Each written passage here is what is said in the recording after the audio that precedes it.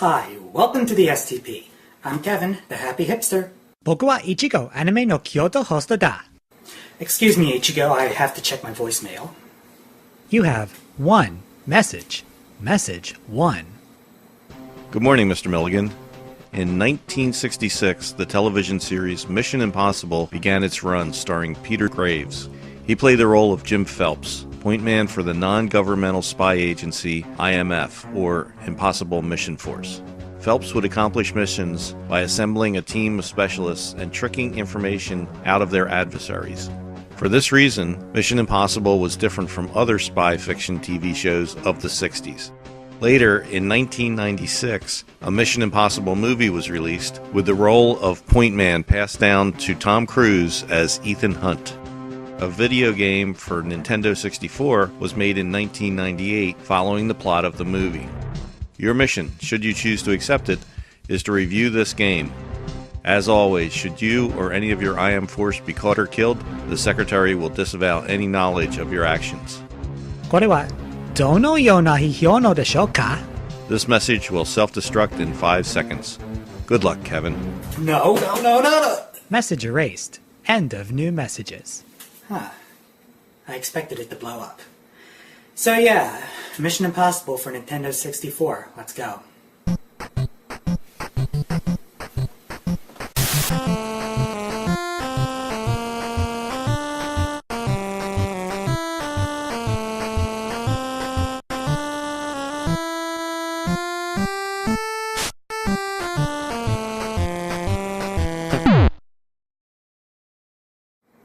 Ichigo, you like the Nintendo 64, don't you? はいです。でも、プレイステーションの4に多くのゲームの4に持っていなかったね。So it would seem. The loss of many key franchises was a detriment to the success of the Nintendo 64. One of them is Metal Gear, the tactical espionage action series. To be honest, the franchise had existed before and wasn't that much of a hit until Metal Gear Solid released as a PlayStation exclusive. But when it hit big.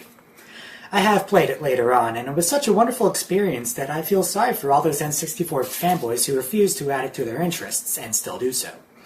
But, fortunately for them, we got the next best thing. Mission Impossible. The game's 20 missions are divided into 5 acts and share numerous key scenes from the film, including the Russian embassy in Prague, the CIA headquarters, and the train from London to Paris. See, the CIA has this thing called the Non-Official Cover List, or NOC list, which lists all their undercover agents in Eastern Europe. And wouldn't you know it, half the list got leaked onto the open market. So the IMF organized a mission to steal it back from the Russian embassy. Hold on. That's the flag of the Soviet Union over there. You see? And they refer to the KGB in the present tense. Ichigo, when was this game made? Heisei Junen. Uh-huh. And the movie it was based on? Heisei Hachinnen. Right. Developers of this game, I'm not sure if you were aware of this, but at the time you guys were making the Mission Impossible game, the Soviet Union had been broken up. For a number of years, in fact.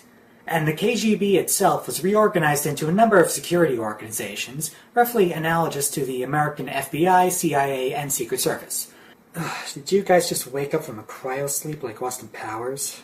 The Cold War's over. Well, finally those capitalist pigs will pay for their crimes, eh? Hey, comrades, eh?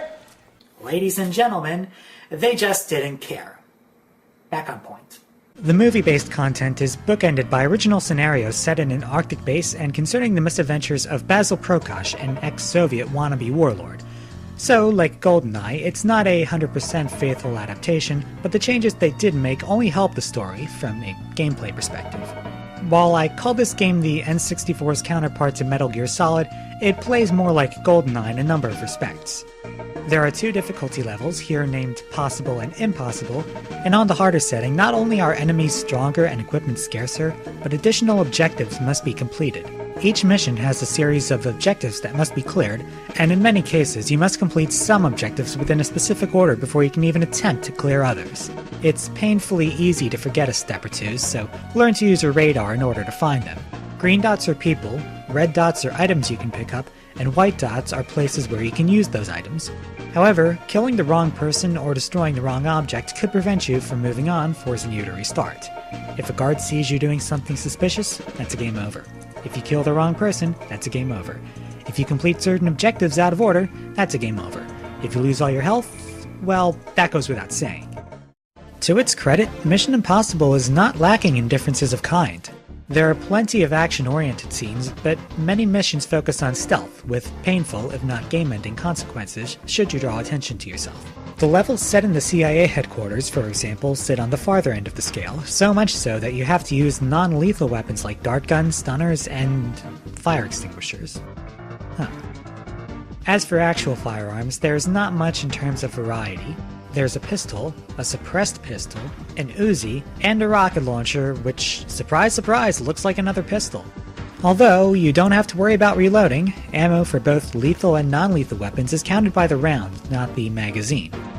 On the other hand, there is a wide array of gadgets and other items which are used to complete objectives, although the one that gets the most use by far is the Facemaker, a mask of sorts which you can use on certain people to borrow their identity. A few other missions provide more innovative fare, such as controlling a sniper protecting a computer-controlled Ethan, or manning the turret on a getaway gunboat. Other missions are almost completely non-violent in nature, such as the party at the Russian embassy. These play out like those old text-adventure games in third-person 3D form. But in practice, these can grow boring once you've figured out what to do, since it's always the same experience every time. And of course, the world-famous computer terminal cable drop is playable. It may be a short spark, but somehow it burns bright. Unlike in GoldenEye and Metal Gear Solid, you are able to jump in this game, although the mechanics for doing so are rather stiff, like everything else about the controls.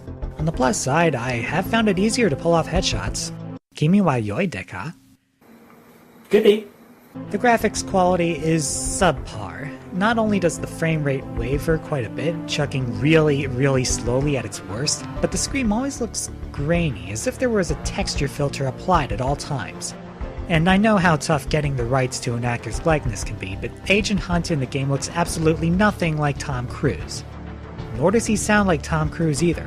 Oh, I forgot to mention, even though most of the dialogue is presented with captions and no voiceovers, there are a few odd spoken clips here and there. Plus, some of the missions are kicked off with one of the franchise's world-famous briefings. You know, like the one I listened to at the start of my video. Now, whilst my review thus far is focused on the Nintendo 64 version, Mission Impossible received a port for the PlayStation a year after its initial release. Gameplay-wise, the two ports are identical, sharing the same plot and the same 20 levels. The PS1 version's graphics are better in a number of ways, with higher resolution textures and a more stable frame rate, but then again, most N64 to PS1 ports are. Also, as opposed to text captions, all dialogue in-game is voiced, although, like most examples of the time, the acting quality is cheesy at best and awful at worst. Do you find the mine? Here it is. Will it do? Darn it. It's the preset time model. That won't leave us enough time to get out safely. So it's more of a pick-your-poison decision. Do you want the port with no voice acting, or the one with bad voice acting? Or you can always take a third option and not buy this game at all. After all, there's a reason the IMF briefings say, your mission should you choose to accept it. Am I right? Mission Impossible scores 65%, a C+. This is Kevin with Ichigo, and you are the Resistance.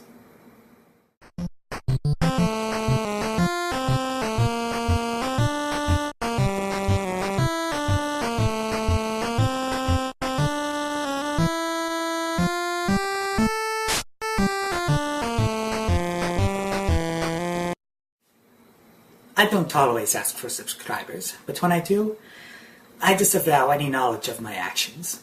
Stay thirsty, my friends.